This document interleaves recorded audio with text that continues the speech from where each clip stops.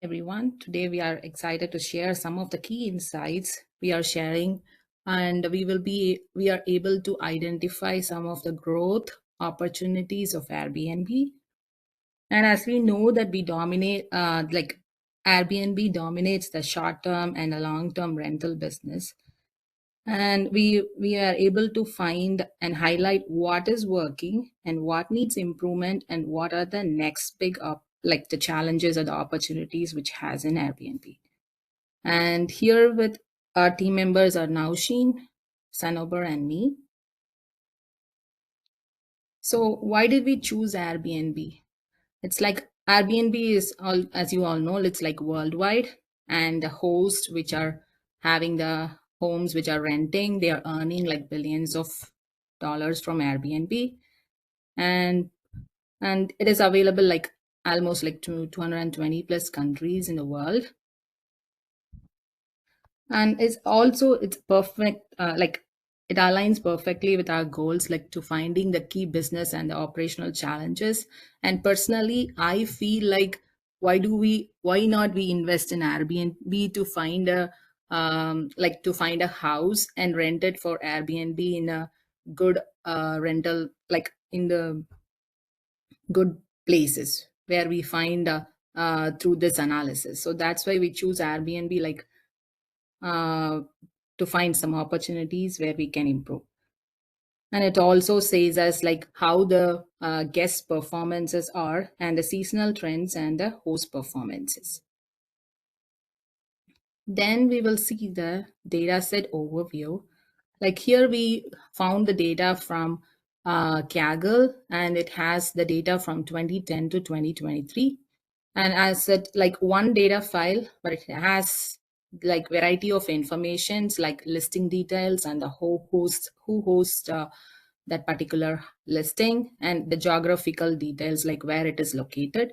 And with that we are able to identify some of the use cases, like how the host can adjust the pricing based on the demand and the city trends, and also the occupancy rate, like how what are the room types which are like occupied more, and what room types which are occupied less, and also the correlation between the availability and also the reviews, like how well the house is available and it is getting reviews and it is occupied by the customers. So here we are talking about the ERD diagram. So as I said, it's like just one file, but it internally it connects it to three different entities like host, location, and the listing. So yeah, one of the hosts can have multiple listings, and one particular neighborhood can have multiple listings, and also as well as the city. So with this, I'll just pass on to Sanober. She explains the data cleaning and transformation methods. Thank you, Ramya. Thank you for such a wonderful start and all the slides. So here we can see that we did the data cleaning and the transformation. With data cleaning and transformation, we prepared our data set to be more manageable and insightful, especially for further analysis and reporting. So the steps we used was the standardized data types. This step ensured the consistency in our data set. Then we removed null and error values. This step involved cleaning out any missing or invalid data. Then we added the custom column revenue. We likely created a new column that calculated the revenue. This was done by using the existing columns. Then we added the conditional column to categorize the price range and reviews per month. And like, for example, price was categorized into low, medium, high, while reviews were again grouped by low reviews, moderate reviews. So moving forward with our DAX. So we were working with the DAX, that is data analysis expression, to create custom measures for the data analysis in PowerBI. And some of the formulas like we used for the DAX formulas for measures were average occupancy, and across the listings we had columns. Then we calculated the average occupancy. Then we did the rank listing based on the total revenue. And with having the total revenue, I measured the and calculated the revenue for each listing. Then we did the then we calculated the total revenue. To calculate the total revenue, we in the DAX we used sum, and we summarized the total number of guest reviews also using the sum. So these were the measures in the DAX which we used to extract key insights from our data, such as occupancy rates, revenue. Yeah. Now with this, I would like to move my virtual mic to my friend Nausheen. Hello, everyone. Is anybody hear me? Yes, I can hear you. Okay. All right. Yeah. Hello, everyone. So with this dashboard, I would like to let you think about Airbnb.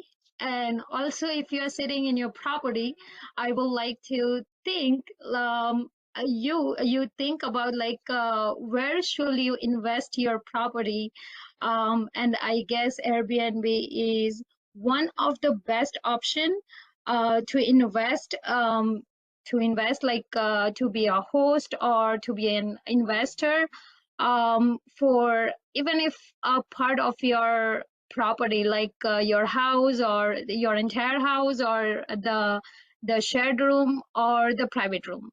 So the key insights here, we are trying to analyze the total revenue that a particular host is getting by listing their property using Airbnb. Also, we are going to show you what neighborhoods or what room types it's getting more popular on the listing.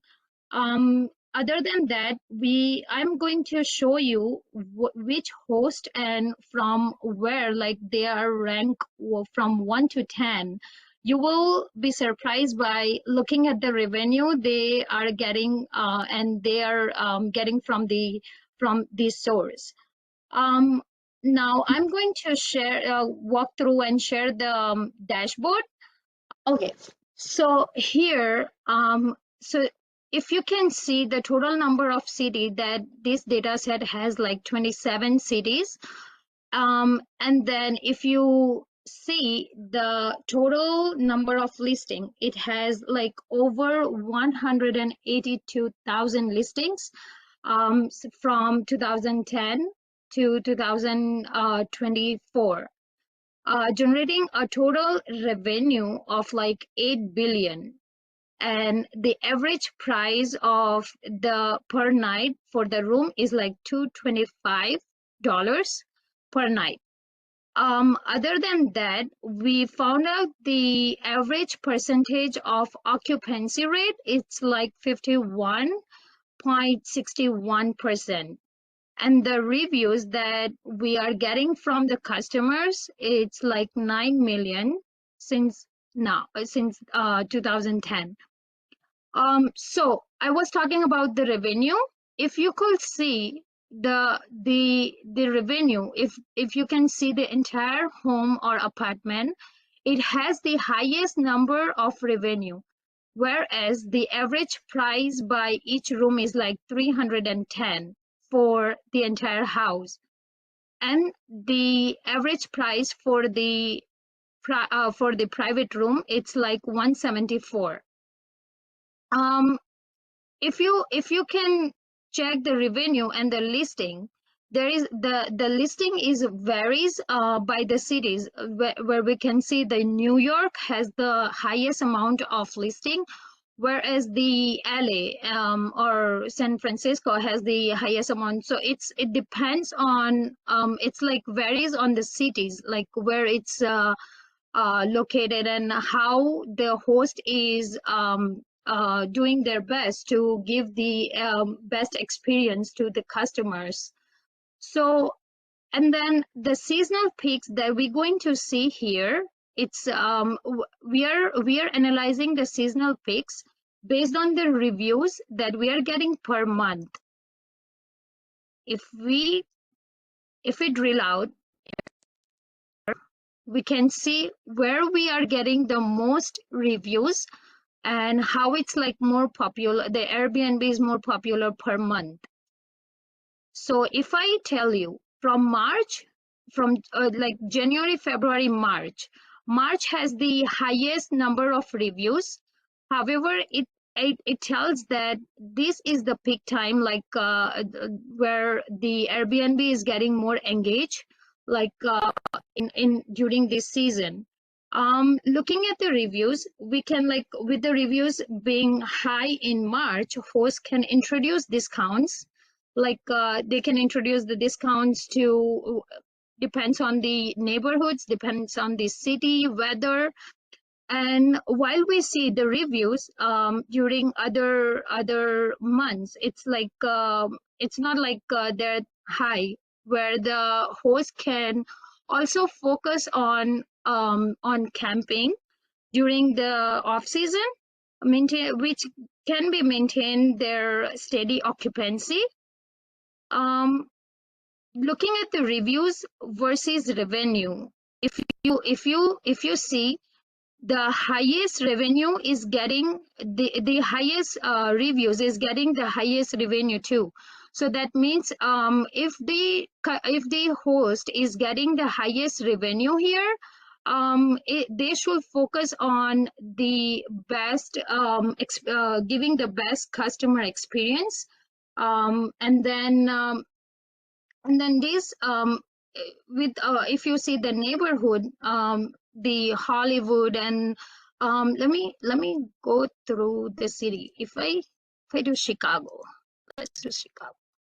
Okay, so if I do Chicago, you can see how which neighborhood is like more popular or more busy. With the reviews, you can analyze, or you can see like which neighborhood is like getting more customers.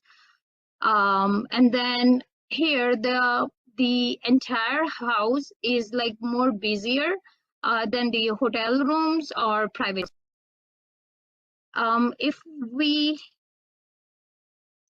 see here, the average price by city. If I tell you the average price, if you want to invest by city, you can see here the average price by city, which is like San Diego, Santa Cruz. It's like this is kind of like 331, 313. This is the average price that is here. So I was talking about the where the host is getting. So here, if you can see 89 million, and then they are like rank first. So you can see the revenue for like top 10, ranked as like top 10. You can see how much they are earning. So think about that. Think about like your property, if you have it, and if you want to invest in your property, and if you want to get extra money from there.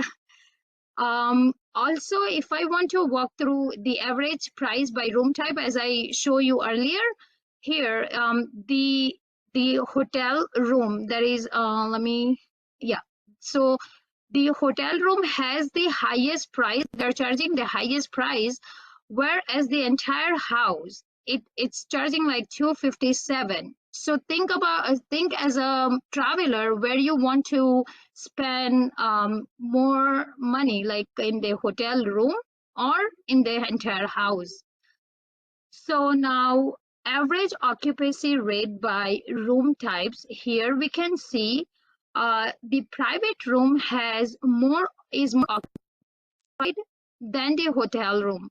If you can see here, the average price is like 532, and the entire house is like 257, whereas the private room is like 157, but the occupancy rate for the private room is like much higher than the hotel room. So as a traveler or as an investor, this can help you to decide or analyze like where to spend or your money or where to invest your money. Occupancy rate by city. This is where the occupancy rate you can analyze, or you can see like where the which is more busier. This will not only help the business but also helping like host, investors and travelers to understand like the key market trends, revenue potentials and performance analysis, where you can, by this data, you can able to see, or you can able to analyze like which neighborhood or which city is the best to invest or to best to travel and book your Airbnb.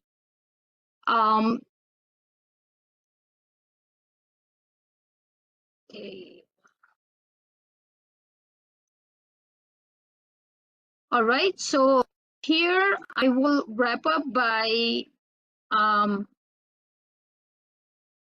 all right, so the key insights, and so walking by completing the dashboard, we have used the particular tools like Excel, Google, ChatGPT, of course, the coolers that we used for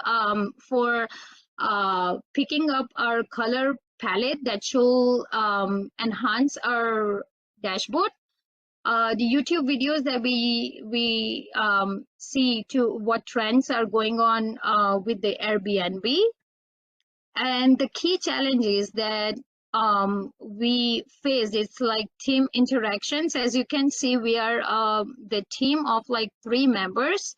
So the team interactions was the biggest key challenges we faced. Time management, because of the parallel projects, of course, going on with all of our 3 members. Scheduling meeting and paid Power BI is service is because when we tried to generate the report, it wasn't able to, we was not able to generate the report to like show the flow of the dashboard. So thank you everybody, and if you have any questions, feel free to ask. Thank you.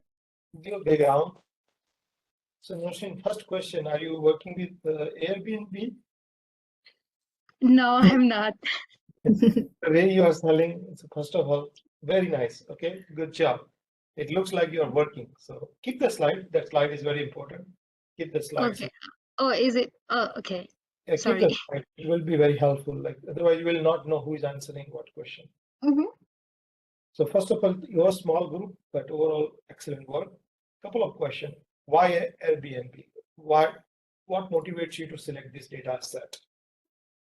Yes, so as Ramya explained you, like at the very first slide, we were all like confused with the data set, like which data set to analyze that will help us to like grow our knowledge and dig much deeper with the data set. So once we were like going through the data sets, and while it was like Airbnb, we just Googled it, the new newsroom of the Airbnb, and it was telling the history from the day they started, from the year they started till until now. And it seems like within like 10 to 14 years, they have grown up their relationship with the customers in a very great way. So we were like impressed with the customer relationship management that they are building with the customers. That was the reason we selected the Airbnb to dig much into it, like what are they offering and how it's like more successful within these like 10 to 15 years. Very nice. Ramya, like question. In addition to that, yeah, sorry. In addition to that, as like last project we did like something related to airport and travel related. So we thought, okay, better like Airbnb is also like travel something, like people when travel to one another place, they are like booking like short term and long term for office work or for vacations. So and it also like helps us to analyze like I always thinks about like where we invest, like short term or long term investment, and we as a team like we discussed and we thought why not we do, and this helps other this gives us like a lot of insights to for others also to help us to help and give like where they can give better investment opportunities. Very nice. Second question for you, Ramaya. Like, Yes. what specific challenge you had when you were processing this data set? Yes. So initially, it's like we tried out a lot of Airbnb data sets from Kaggle, and like some of the data sets we feel like it has not enough information, and at last we arrived at this data set. And here also like we have like more of the errors, and some of the columns it's like different data types. So for example, the listing ID, it has like around 16 I think 10 to 16 characters, and it's of like scientific notations data. And there are some other columns also to change the like standardizing the data types. And when we did the cleaning and the DAX operations, we find like lot of data, it's like just explicit data, and we have to arrive from that data. Say for example like reviews per month or calculating the revenue, it's like just we have the price and the availability of the listing. So we were able to finally we were thinking like, okay, let's anyway it's just an estimation, so we did like price and availability, and we did like price into availability, and we concluded that okay, let's consider this as a revenue. Perfect. Yep. Thank you. So now about like looking whatever the presentations Noshin and Ramaya provide, do you believe that this dollar amount per room or per house or per hotel is accurate? It should, as per the data set, it kind of matches with the real world, because we are working for the we took out the data from the Kaggle, so I think it should matches with the real world. So Sonabar, if I ask you one advice, where should I invest? Which city I should invest? What would be your recommendation? For it, depending upon the analysis, we came to know that if we click at different cities, we have different informations there. So we need to, for example, we took a look at the Chicago, so it shows us. Noshin, could you go back to your dashboard view? I think one of your slides, looking the data. I want to know what is your recommendation. Mine? Yep.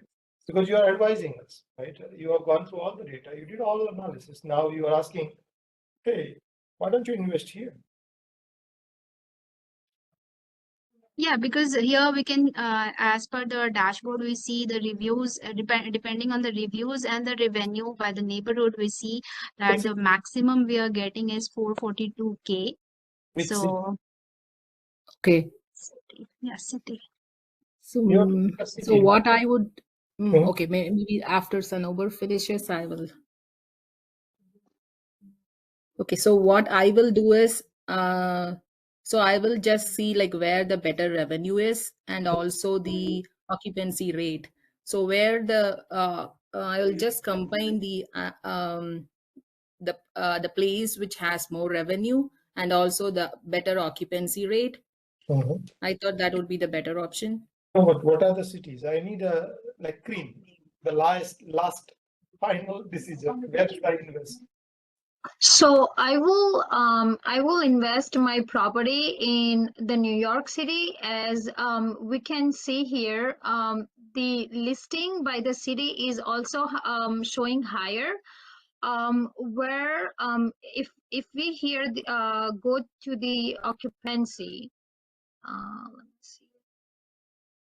Okay, so if we here go to the occupancy and the average rate, somewhere the island, it's somewhere in nearby the New York City, where the average price is like over there, it is like 331, where the listing is also like higher in the new like right by the New York City. So I will definitely like either I will do like somewhere right in the New York or somewhere in the LA side, because most probably LA side, because we can see here the top two cities, which is right by this area, has highest revenue as per the entire home, or we can say the private room.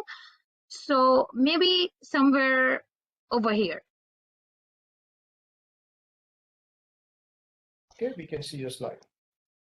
Good evening. Today we are presenting on California wildfire. We are a team of 5, Devon, Doris, Eric, Herman, and my name is Becky. Moving on, I will start the presentation by asking, do you know what a Joe Malone Tonga candle smells like? Well, it smells like hope and money. I unfortunately learned that when a recent California wildfire hit near my neighborhood and the electricity was out for days. The current fire episode in California is now estimated to be a $250 billion problem. Thanks to the team, we agreed to explore and investigate California wildfire over the past 5 years. What are the trends, the number of fires, and total acres burned? What insights do we gain from comparing historical fires and the most recent wildfires? These are questions that we will answer. While this seems like just a California problem, other states with their unique climate challenges can learn from California's misfortune. Natural disasters are costly, and often other unrelated parties end up picking up the tabs in one way or another.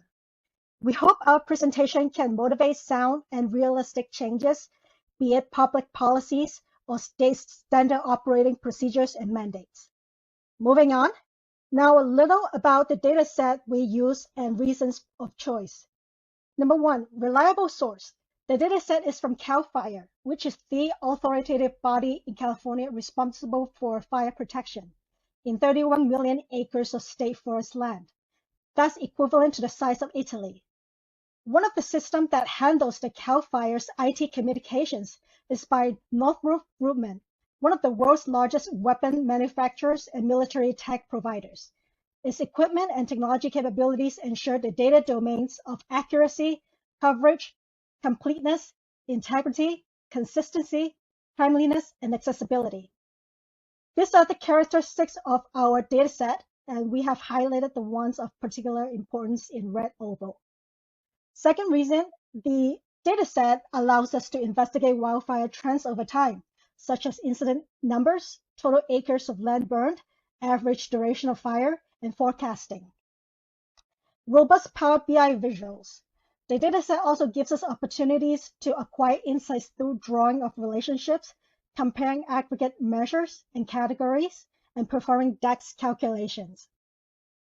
Not only can we study from the past and learn the right way to do things, we also like the chosen dataset because we can apply knowledge gained from our analysis to improve business practice and make informed decisions for the future. Having discussed the characteristics of our raw dataset, my colleague Herman will now guide you through the ETL extract, transform, load data processing. Thank you, Becky. For us to do that, we needed to clean our data. And what we looked at were the following. We looked at the incident names, the dates and the times, the geographical coordinates, the text fields, the missing values, and the duplicates. We then went to look at the ERD. Here, our entity relationship diagram. We created the ERD with one table. This is kind of weird because the data set that we had was a huge data data table. So we could not create, we combine our relationships into this one ERD. Currently, we believe we have stayed within the defined scope of the project since we still have our ERD relationship. Perhaps if we are to continue with the project investigation, we can pull other tables like causes and dollar damage of fire to draw some meaningful relationships. Now we move on to our ETL. If you look at our ETL, these are the specific steps that we took to clean and transform the data after extracting the raw data set to the PowerBI query that I had already discussed in slide 4. In adding to our Power Query editor, we transform the data by creating additional columns using DAX. DAX formula as shown in number 3. The main thing I want to emphasize here is that the first clean is not always perfect. Cleaning and transforming data is an ongoing process. After we first loaded the quote-unquote clean data, sometimes we find unusual information while we were creating the visuals. An example of this is shown in our negative number. If you look down, you can see we have a -3. So we did some investigative work. We traced back to the associated record of the data table, the canary fire, and we found mistakes on the fire extinguished date. After some research, we found the actual date of the fire and we made corrections. And that's why if you look further, you see we cleaned the negative data. And then we were able to get the correct positive value after that for the columns attributed to the records. Moving on, I'll pass it now to Eric. Thank you, Herman. Here, I used DAX to create calculated measures for each of the desired metrics. I summed up the acreage values using the sum as well as the acres burned per year. To get total incidents, I used a distinct count function to count unique counties that were impacted by fires. These were then used in various visuals such as pie chart and graph bar. Now I'm going to go over the KPIs used. Here, they were used to visually highlight key metrics for the wildfire data. Our total is at 615. The total acres burned is at 5 million. And lastly, the counties affected is at 78. And this data is covering the years from 2020 to 2025. These KPIs provide at a glance performing indicators, allowing for quick insights into the scale of the incidents and their impact. Next up, I will reveal one of our dashboards. Here on the left, I made a pie chart showing the sum of acres burned per year. As you can see, the most damage has occurred during the year 2020 and 2021. In the middle is a bar graph showing the number of days it took to extinguish over the course of 4 years, with 2022 being the highest with 3,551 days to put out, and our total is at 8,586 days. To the upper right is another pie chart indicating the top worst fires by acres, burned with the incident name, and the 2 worst is called August Complex and Dixie Fire. Lastly is another clustered column chart showing which months have the most frequent fires, and the years which began is 2020 and 2021 that skyrocketed. Here, this dashboard is the one we will use in our live demo, so I will let Becky cover that. Here we have an excellent visual using the map visual in PowerBI to plot wildlife locations in California. By assigning the acres burned as the size of the data points and the fire named as a label, we were able to visually display the geographic distribution of each fire's impact, with each point representing a fire's location and size based on the acres burned. This allows for a clear interactive map to analyze the spread and severity. Now I would like to pass it on to Doris.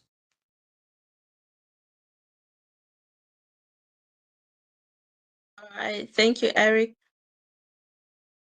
Moving on to the challenges and the lessons we learned as a group.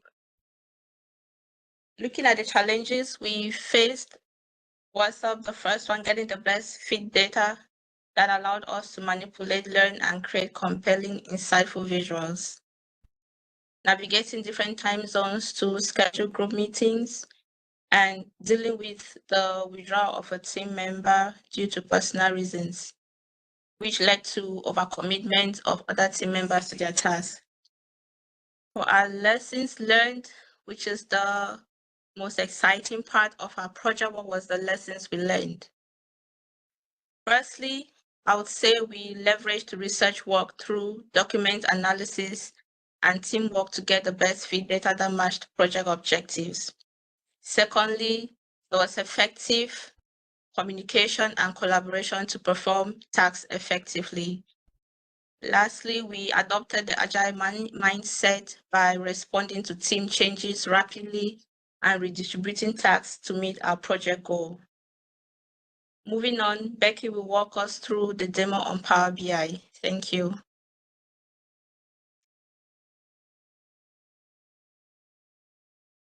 Thank you, Doris. Are you able to see? Hello? Yes. Yes. Oh, okay. Great.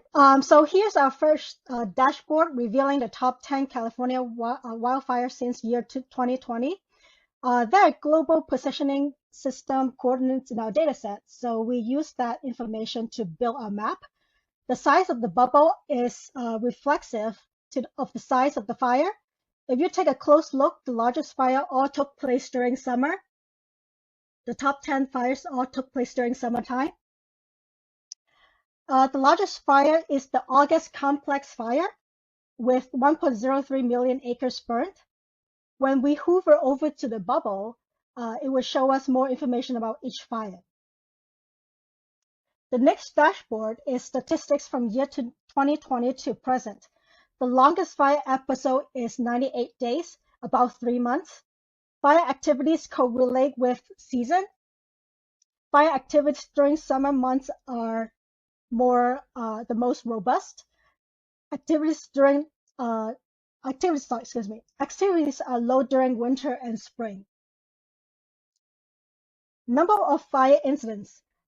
High number incidents are red color formatted tendency, such as the ones happened during summer months of June and July.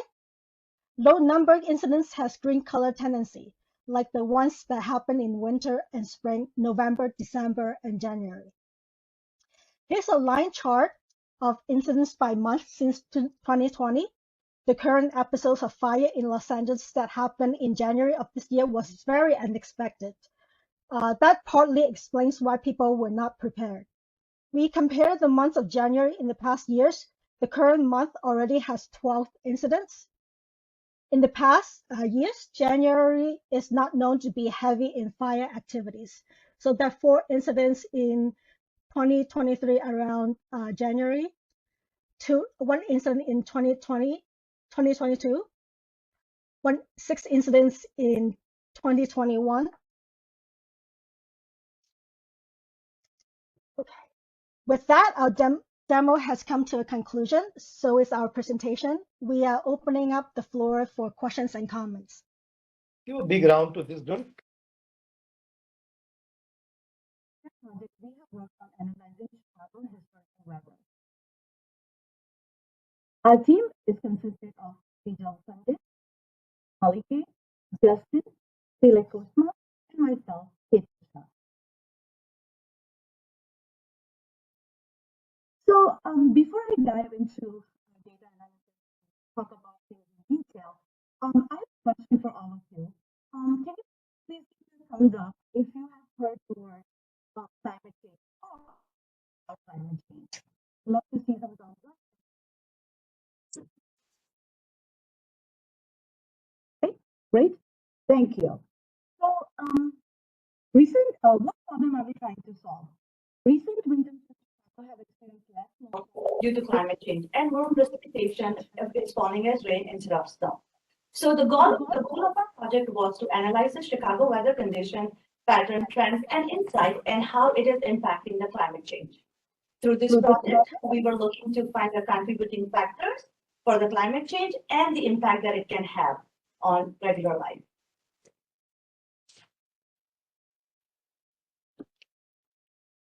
So why did we use this data and what data did we use? So the data set that we have is obtained from the Open Material Historical Weather API, which compiles data from various meteorological models and historical records. Not only that, it also covers 10-year period from January 1st, 2015 to January 1st, 2025, providing an extensive weather information for Chicago. The dataset also includes key variables such as max, minimum, apparent precipitation, which make we were able to use everything that we have learned in our PowerBI class. The dataset also supports the climate trend analysis, weather forecasting, and environmental research. And its reliability and comprehensive coverage also makes it very ideal for developing forecasting models, and also helps us to improve the weather predictions. Now I will pass my next part of the presentation to my team member, Justin. Hello. So I'll be talking about data cleaning and transformation.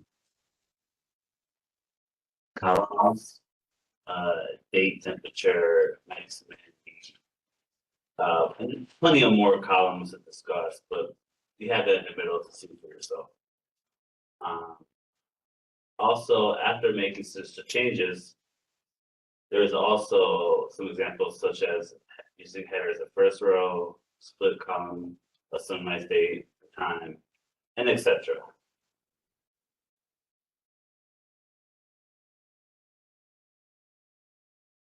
In short, cleaning the data helps understand the data better. It makes future present prospects or investors take this data and understand it and present it in the future. And it makes these data come out more reliable for people to understand from the investors or prospects view.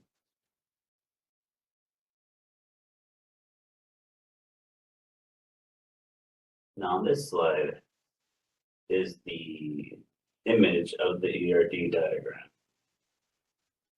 In addition, the table was created for Chicago, as you see in the middle, place of location using DAX. Below that, as you see, is an example of how we did it. Each entity shown in this image is related.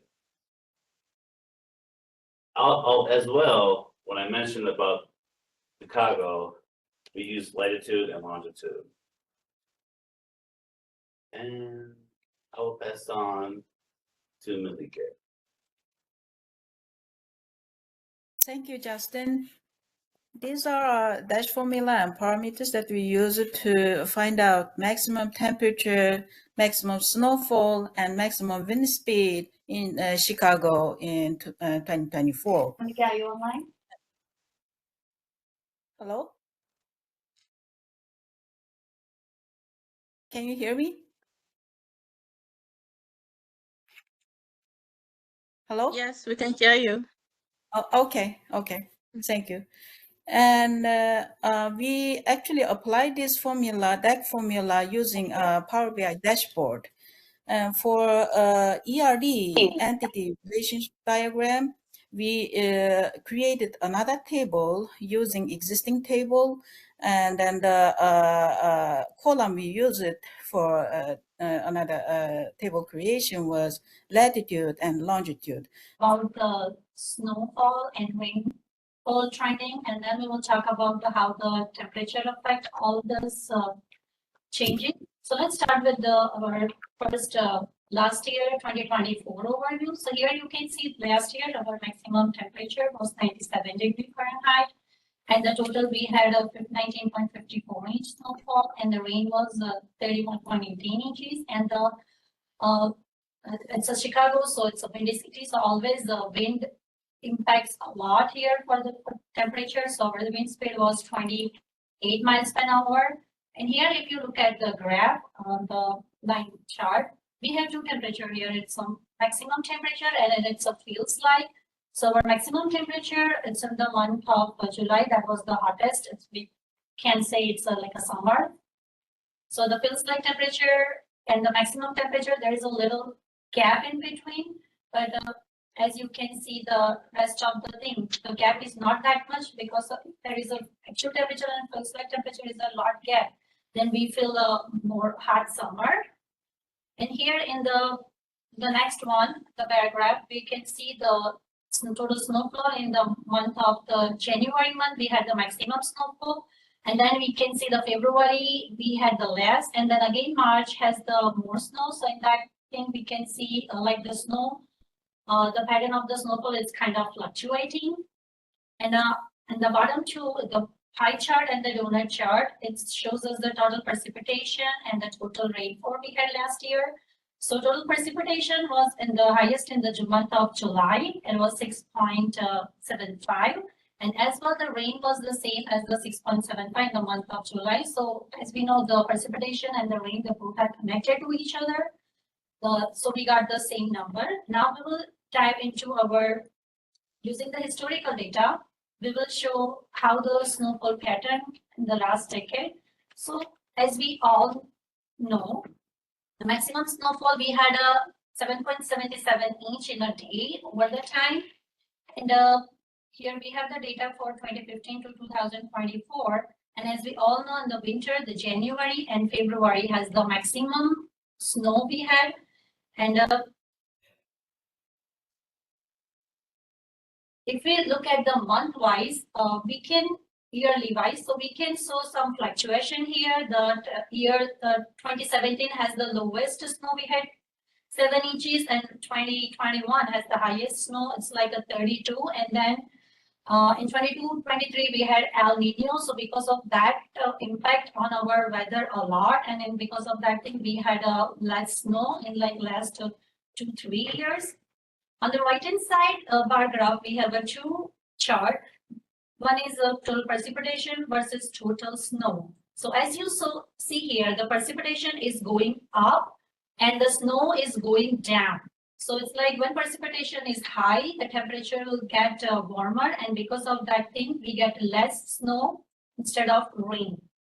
And here on the chart table, matrix table, we can see we have a total year, and we have some total calculation about how much the snow had each year, and it's like a less or heavy snow.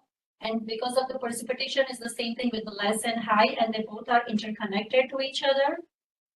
And here on the right hand side, we do the forecasting for next 10 years. And as you can see the line chart, instead of going steady or going up, it is going down. It's kind of fluctuating, but consistency, it shows the less snow. So for that thing, we can predict we might have a low, like we might get less snow in a couple of since next 10 years, but still it's a weather, so we cannot predict as well. And now we will try to jump in our rainfall pattern. So in our historical, using our historical data, we had a maximum 5.43 inches of rainfall in the last decade in a day.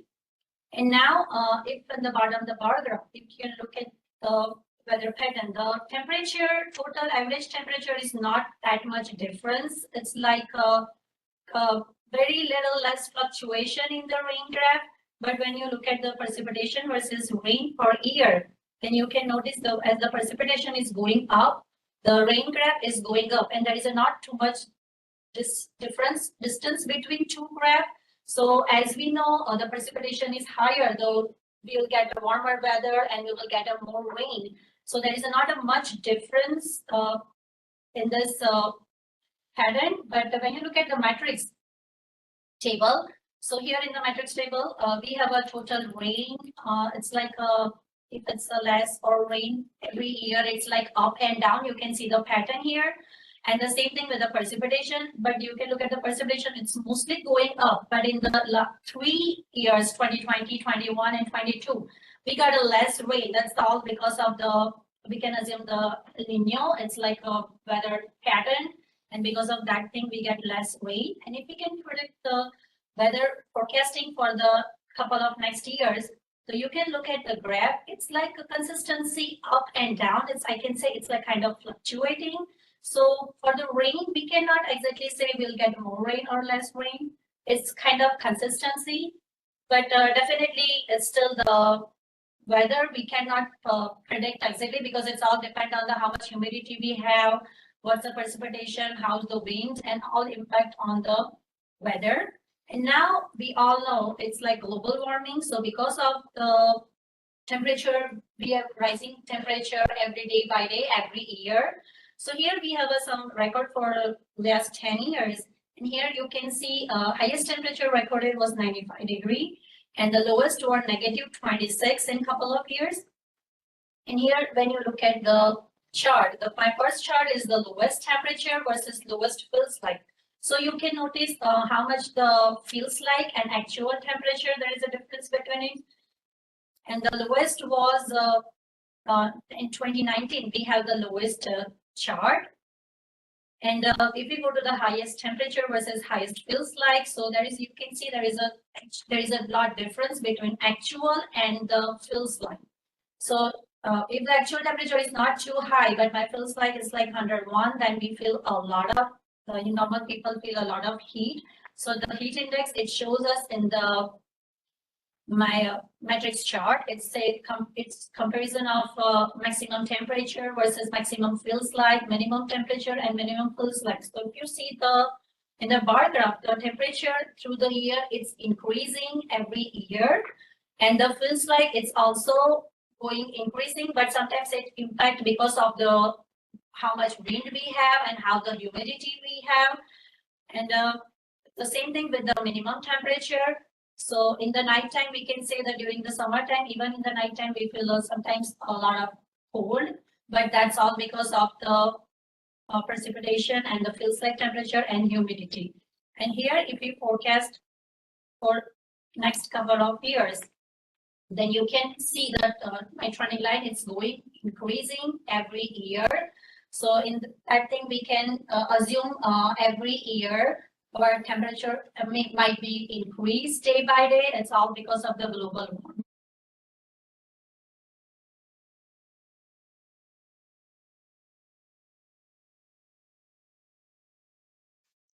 Thank you, Vijay. Here's our KPIs and insights. In the year of 2024, the city of Chicago recorded a maximum temperature of 97.2 Fahrenheit and maximum snowfall of 4.24 inch and total rain of 31.8 inch. And our findings reveal a steady increase in the average mean temperature in Chicago starting from the year of 2021. And as you can see from our dashboard, Vijay showed a clear sign of warming climate change. And this is affecting Chicago area as well. So the amount of snowfall has also declined since 2024. It's another parameter indicating the impact of climate change on the region of Chicago. Now I will pass on to Heather. Thank you, Malike, for that inside information for KPIs. I hope you guys are learning so much. I know we have a lot of information to share, but I want to go over something that we learned from our data and what was the outcome. So definitely the analysis showed us two contributing factors for this climate change. One of them was warmer temperature, and we know that more evaporation leads to increased rainfall and less snow. And also the lake warming effect, great warmer lakes reduces lake effect snow. So why solving this problem is important? So the first and foremost, it's about environmental sustainability. You know, snow provides our fresh water, it supports our ecosystem. More rain increases flood risk and also strains our infrastructure. So that is a risk that we have in our future. Again, this also impacts some economic stability because the more rain, the snow-dependent industries can have big economic loss. And also, you know, managing icy road flood protects people and reduces cost. Now, Sile will share about our PowerBI collaboration and some challenges that we faced.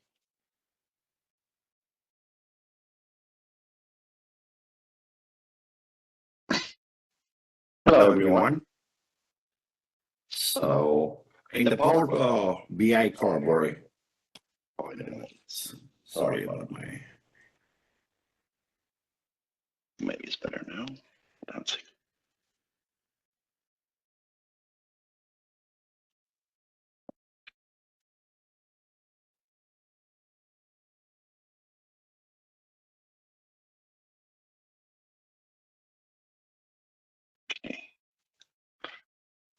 Okay, so did you hear me? Yes, yes, we can hear. Okay, all right, sorry about that. So in the Power BI collaboration, we use the Power BI services. You need to have a Power BI Premium and to have a Power BI services, sure. And for that, you need a subscription. Unfortunately, we don't have this one. So each team member had to work on individual Power BI files. This made it challenging to consolidate everyone's contribution into an unfilled dashboard. We found a solution like we will ask family or the friends and who has Power BI service account. We are able to overcome major hurdles through communication on Zoom meeting and the WhatsApp. Okay, so the next one is the challenge and learnings. On the challenge and learnings, we have here the getting good quality and the flexible data to nearly accurate reports and the dashboards. The second one is ensuring all the team members can collaborate and access report efficiently. Time crunch, multiple project class jobs. And we find a solution for that, work with the smart, not so hard, and narrow down to the on domain, get the reliable sources to get the accurate data as Kaggle.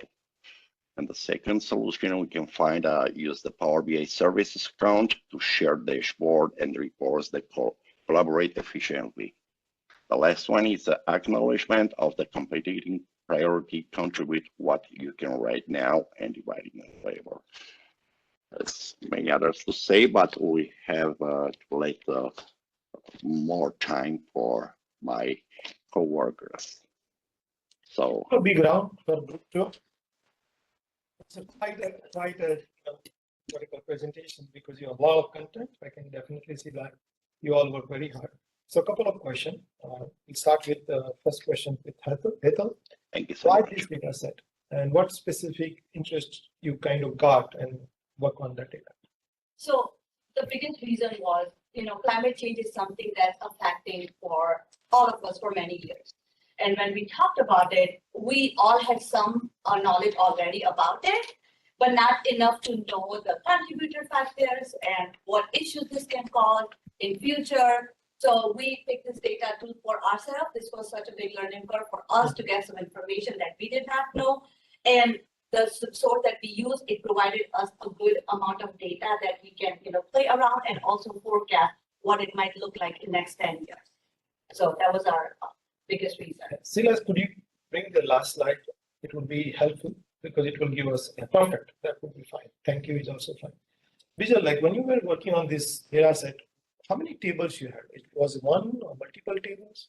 So in the data set, actually, there was just one table. But in the table, there wasn't any, when we look at the data set, it was such a Chicago data, and the one portion, just one sentence, it says the latitude and latitude is this much, but there wasn't any information in the table. So for that information, we just created using the another table, and so we just put in the formula, we just put the Chicago city name and the latitude and latitude, and using those information, we created another table. Very nice. This question too, maybe Justin, you can answer. What specific challenge what specific challenge someone needs to get here? What specific challenge? Can you repeat that? Justin, yours. You can mute yourself. I know they can hear. What was the question? While you were working for this project, what specific challenge did you face? I would say the cleaning part, because we searched through multiple articles trying to find the data, and then we found one website, but then it didn't really match what we were looking for, and we had to go find another one. So that took 2 days of trying to find the right data. Then we found the right data. It was like we were all trying to clean together, and then for some individuals, it was like it just didn't make sense. So we had to go find another source, and then we had to keep doing it until we finally found a source that matched. It was clean, and we were able to come to a conclusion to a single source, and then put together the slideshow. Yeah. So Silas, could you go back to the dashboard where you have up down arrow? Yeah, this is fine. This is fine. Who will help me? On what basis you show the down arrow or up arrow? We're talking about hierarchy? No, that arrow. You can see the column number 2 or 4, right? So You show arrow, up arrow or down arrow. How do you decide that you need to show up arrow? What basis? Certain amount of. What is that certain amount? It's like a percentage. We just like some during the every year it says the some amount rain we needed, certain amount of rain we need every year. So based on that thing, we just put the arrow. So we created like certain amount. No, but it should know somewhere, right? It should have a reference point, right? Based on the reference point, we say, okay, now I need to show up arrow. I'm sure there's some method associated. The reason I'm saying it's a good thing. It's like there is a 50% of more than 50% rain if you like more than 75% if you have rain, 75%, then it shows the up arrow. That means the rain, this amount is a little bit higher than the normal average. It's not like that. You can see on your screen. No, Anyway, you can think about it. Could you go back to the one more slide? Yeah. Where you have, yeah, this one, the other one, the forecasting one. Yeah, here I can see nicely the right bottom side. You have a nice graph where you show the forecasting, and I can see seasonality. How did you use that seasonality? Did it look like you have used seasonality? And what was your value for seasonality? So we did 10 years because that's how we started our data with. We had every 10 years, and we thought that would be a perfect for our code forecasting to use seasonality in years, and we used the number 10 to match with the other data we had on our graphs. So now knowing what you know, how confident you are that this prediction will be right? 90 or 95%. And how you derive that 90% or 95%? Based off the conclusion of the data that we have. Did you try multiple data in order to prove your theory, or you just tried one? And I would say we tried a couple of times different data. We did multiple data. Okay, very good. So Maliki, question for you. While you are working remotely with this group, what kind of communication challenge did you face? Oh, I live in Naperville, and Schaumburg is pretty far. And after the class, driving back is a little bit hard for me. So, yeah, that was the reason I'm joining online for this class. No, I understand. But did you face any challenge while communicating? Challenge? Yeah, I faced challenge like when I was trying to talk and communicate with my group, and I only have, I only need to type in the WhatsApp or send email. Those are not really time-sensitive method to communicate better. But yeah, I wish, the distance is a little bit closer so I can communicate with my group well. So she was in a change. Sorry, she was in a change a little bit with me because we live in the same town. Got it. So Maliki, question one more for you. Let's say if I give you full empowerment means you have whatever you want. What kind of change would you make in this project presentations or your Power BI? Full empowerment you would give me. I would try to find out what is important, what message I would like to, deliver through this project to my audience.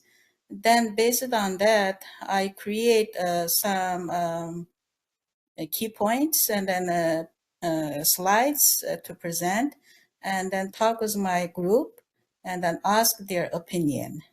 That's what I would do. Very good. What about you, Vidya? The question is like, if you have a full empowerment and you want to rerun the project and you have enough time, what would you add? What change would you bring to the project? So I think the biggest hurdle or the biggest challenge that we experienced throughout this project was to decide on our domain or decide on the data source that we needed. So I feel like because we were all working on our own, which made it a little difficult in the beginning because we're like, well, we can divide and conquer, we can all go and then find something. And then everybody worked really hard. Everybody brought something back to the table, but then we realized that everybody did according to what they think right. But I feel like when we came together, we realized where we were going wrong, and then we were able to solve the problem together. So I feel like just eliminating the time and making the communication more effective and faster will give us more time to be more creative and analyze. Will give us extra time to analyze the data. So that's what I would do. Very good. Anything you want to add, Bijay? So if you get more time, then maybe here we have some data is missing, which we can predict for the weather. It's like humidity. Humidity makes a lot of impact, and there's some information about wind. So with Chicago, it's obviously wind makes a lot of difference. So if we'll get more time, then maybe our team can get more information about those data, and then we can work on together, and then we can predict much better than this one. Just in knowing what you know, could you predict like what would be the snow, what percentage of snow next year? What I see on the data right now. The whole dashboard. I gotta take a quick look. I can just tell you in a couple of seconds.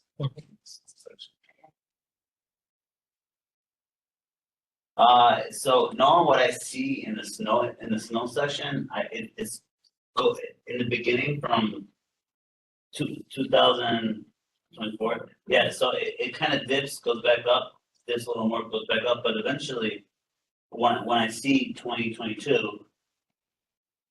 2032 is 10 years in advance. Yeah, it does spike up. It immediately spikes up. So it's gonna, I say from like 2024 all the way up to 2023. Yes. Yeah.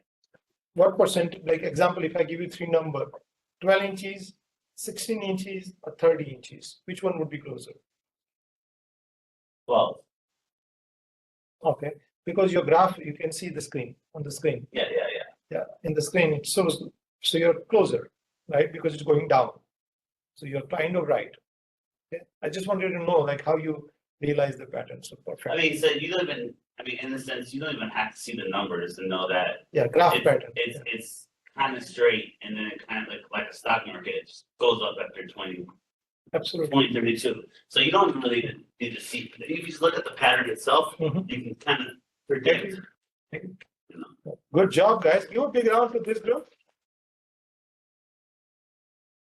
100 lives lost, more than 200 billion in property damage and economic loss. That was the human cost and the economic impact from hurricane activity in 2024. My name is Brian Dennis, and I'm with Group 1. I'm joined tonight by Bhumika, Ama, and Fifi.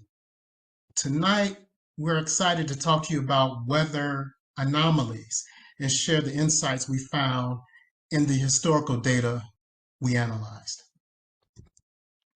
So on our agenda, we're going to first describe the problem statement while we're taking a look at this. Give you some background on the data set we work with, the what and the why we chose it, talk about how we cleaned it and enriched it, how we use DAX to give us deep insight into the data. We'll cover the data model as well, then demo our dashboard. And I'll come back and talk about the technology and services we use to work together and collaborate. And we'll discuss project challenges and learnings, and we'll take your questions. Okay, so the problem statement, we wanted to study these weather anomalies to help researchers, meteorologists, and policymakers be able to better predict, prepare, and respond to extreme weather events.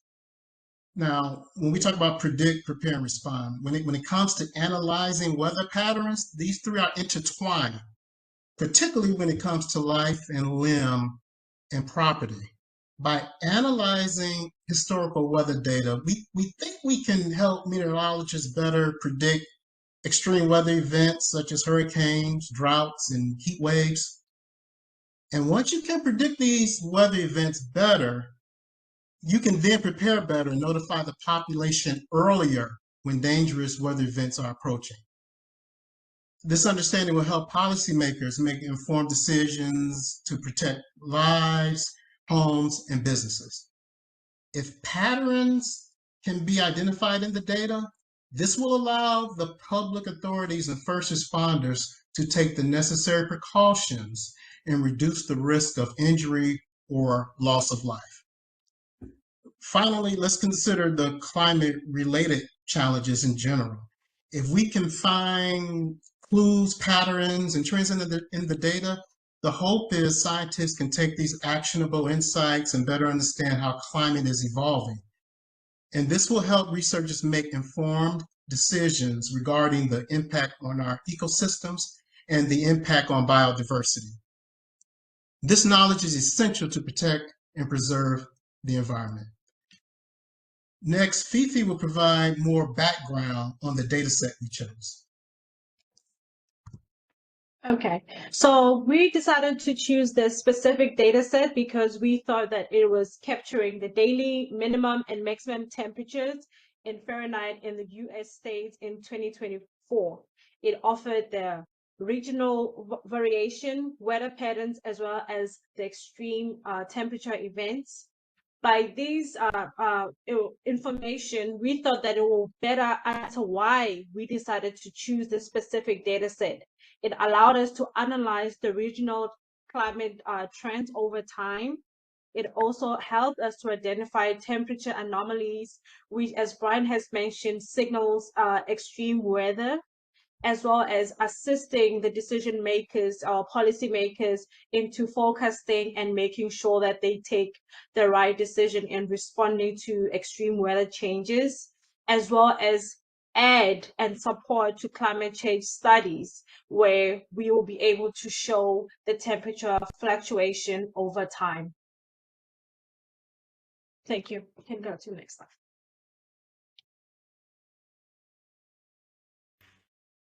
I'll give it to my my colleague, Amika, who's going to take a this. Thank you. Yeah, thank you, Fifi. Yeah. So in this slide, I'll talk about from where we so originally our data set was on the CSV file, and then we loaded into the PowerBI through Power Query Editor, where we assess the structure and the data types.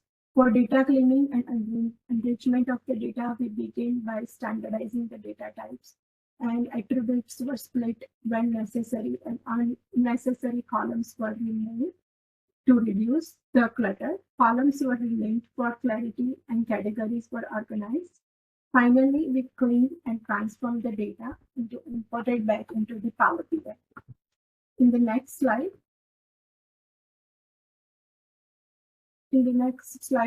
so in this analysis, we also utilize some text formulas to identify the temperature insights for December 2024. We determined that the warmest day and the coldest day by pinpointing the dates with the highest and the lowest recorded temperature during the month.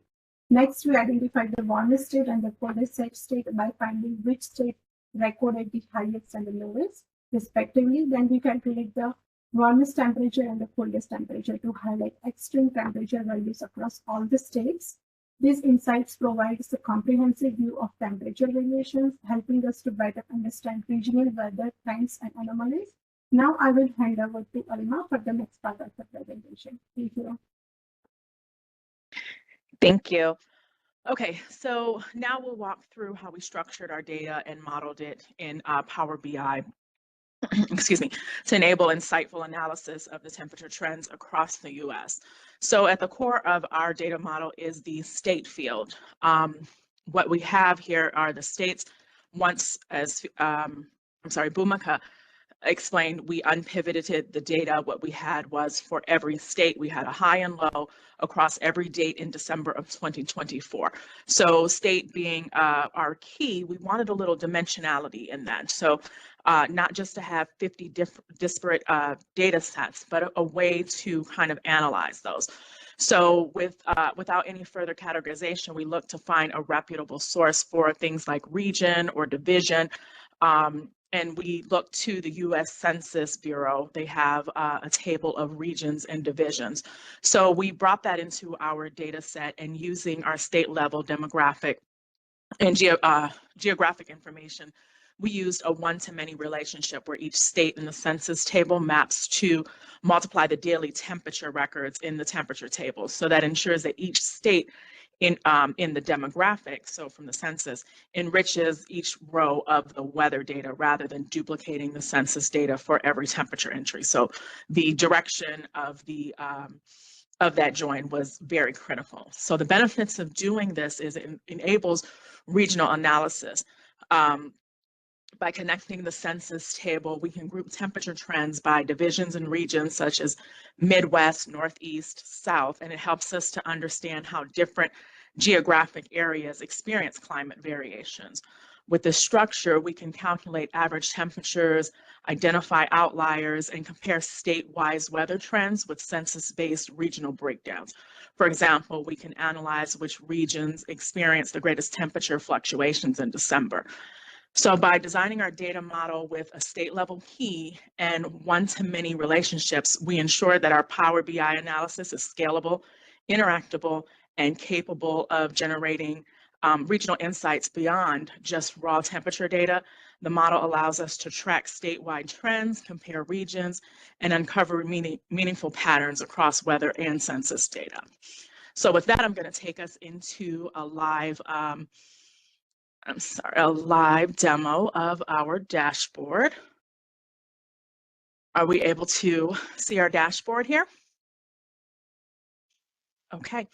Welcome to our interactive dashboard, where we analyze the U.S. temperature trends in December 2024. The dashboard dynamically updates based on the user selection. That makes it a powerful tool for exploring weather patterns, anomalies, and trends across the states. So just to give you an overview, here at the top right, we have KPI cards that show our warmest and coldest days, along with the states and date where they occurred.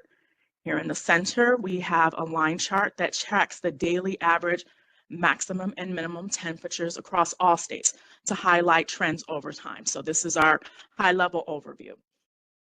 Here on the left, we have our heat map. So it displays the average temperatures by state using color gradients to differentiate between hot and cold areas. It's pretty intuitive. You think about your red hot days and your ice cold blues. So that's kind of what we see here. It just really draws the eye, and you kind of know what it is that you're looking at.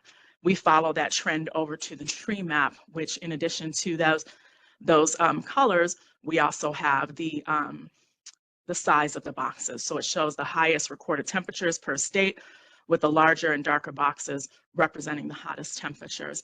And again, just a little call out here, fun fact, not just the average, we can also look at the warmest day, when that occurred, what that temperature was, so on and so forth.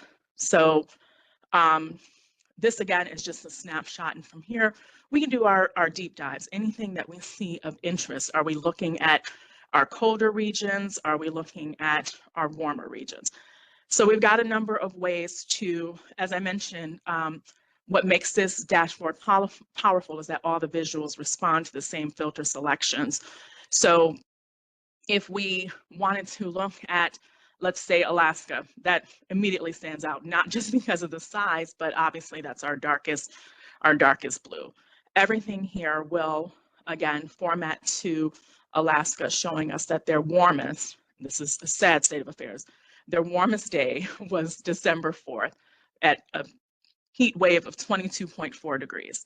Coldest is going to be December, seems to also be the same day. So you will see that huge fluctuation there with 7 degrees there. Something very interesting to note. Now we can say, okay, this is just Alaska. This makes sense to me. Or do we want to explore, did something happen across the country on December 4th? Well, we can do that. We can take a look either at the first week in December or specifically December 4th. So are we seeing anything? You know, do we see any outliers? Anyone, let's say Michigan was over here and it was orange. Okay, something's happened there. It's very easy to pick out where it is that we want to explore. And again, we can look at weeks or days. We can look at range of dates. Where that census data brought us, like I said, some dimensionality. If we weren't just looking at Alaska, what's interesting to note about the West is, you'll note here in the KPIs, our warmest state is going to be Hawaii and our coldest state is Alaska. Well, guess what? Those are both in the West. So, okay, how do we kind of differentiate any of that? Well, again, that's where we find that we have territories. Can we pull some of that data out? Can we look at within the West? Can we look at this Pacific territory? Does that help us get any closer to some of our conclusions and so forth? So again, having these different levels of dimensionality and the visuals helping us find anything that we want to explore any further is really key in helping find trends as or patterns, as Brian put it, or anything that seems to stick out, those outliers, anything, as I mentioned, the example of, I think I used Michigan. If Michigan were suddenly red or yellow, it's very clear that there's something here that's, or we see Hawaii is suddenly blue. You know, it kind of draws your eye to where do I want to explore and how far do I want to go down this rabbit hole. So that is our dashboard. With this dashboard, like I mentioned, we can dynamically explore December 2024's temperature extremes, compare states, analyze trends over time. The interactive filters allow for deep dives into specific regions and timeframes, and it provides valuable insights into shifting climate patterns across the US. So with that, I am going to hand this back over to Ryan, yes, who is going to talk about our collaboration tools and technology. Yes, so thank you for that. The tools and services we use to work together and collaborate, of course, we use the Power BI query for our ETL process and the desktop. And you saw that we had some DAX expressions that we used in there. Spent a lot of time in WhatsApp communicating. That worked well for us. We also we used a Google Drive, so when we did our PowerPoint, we all collaborated on the building of it. We put names on each page and who's going to take what, had time limits, practice how long it takes. So I have PowerPoint here because we wanted to give it a little more beautification, and some of us, PowerPoint gives a few more tools, so we designed it there and kind of kept bringing it back in the slides. We had several Zoom meetings that worked well. Some of them were just check in how you're going. Several like work meetings for several hours for some of us. So that really helped us. And as I said earlier, the Kaggle data set was the one we went with. We did look at the other ones, and but for what we were trying to do, we were happy with that data set that we started with. And I got an asterisk by the Power BI service. We did not use that as a team. I think some of us, I did. I tried to load it up from those instructions. I really think that would be helpful. If we had a part 3 to this, I think we all would be using that because it would really help with the collaboration. But those were the tools and services we used to collaborate.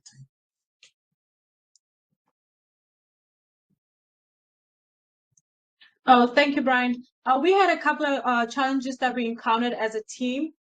We had data set challenges, as Philomena has mentioned earlier on. The data that we had, it was a little bit complex, and the quality, we had to work through that as a team to make sure that we cleaned it up throughout the ETL process. But with hard work and dedication and collaboration, we were able to make sure that by the time we get to the next stage, everything was good to run. And the team collaboration challenges that we experience challenges like any other team. The fact that we are a remote and hybrid versus class, it makes it a little challenging with scheduling and making sure that we link up and have these meetings. But we have to make sure we make sacrifices, and with I enjoyed working with each and every one of them because they were so dedicated, put up time. We met at 4, 3, lunchtime. So you can see that people put their time and effort even though we are remotely coordinating. And we had a couple of technique challenges. We call them ETL processes because we had to make sure by the time we transfer our data into Power BI, it was clean and good to go. But with the tools and the knowledge that we learned throughout the class, we were able to apply that, and we are confident that we have learned something throughout this class. And thank you very much, everyone, for your collaboration. And the outcome of this was a successful, clean data set with meaningful visualization. So as for me and my team, I'll give next to next teammate who can wrap it up for us. Okay, so first of all, good job. Give a big round to this group. So first of all, looks like you guys use perfect timing, 19 minutes, not a problem. You're almost on time. So good job in time management. Question for you, Brian. What was the most interesting part for you in this project? Who was that one for? Sure. The most interesting part.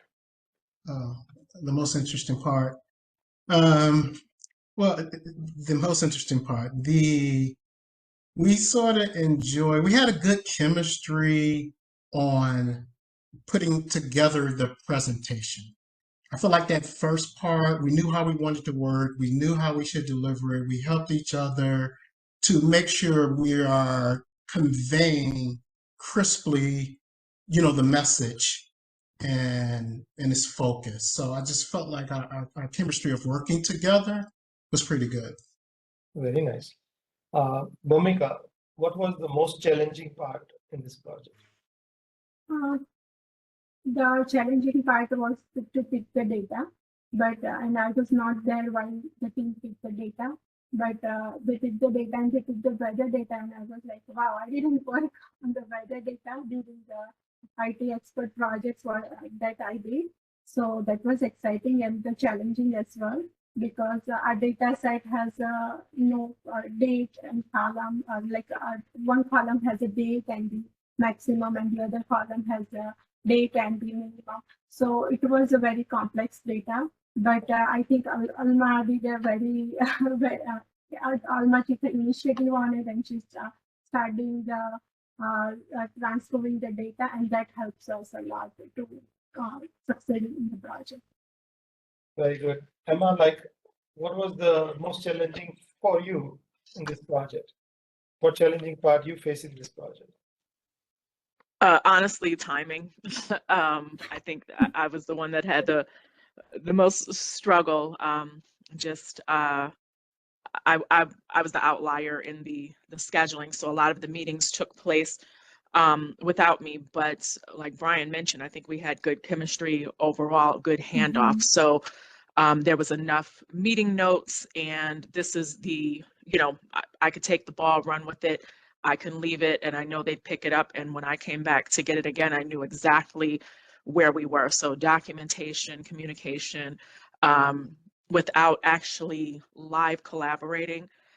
We were able to do that today, like Brian mentioned, doing the presentation. I think maybe that's why that I think was one of the most enjoyable parts. That's when the only time all 4 of us were together was putting this together. But timing was very, very difficult.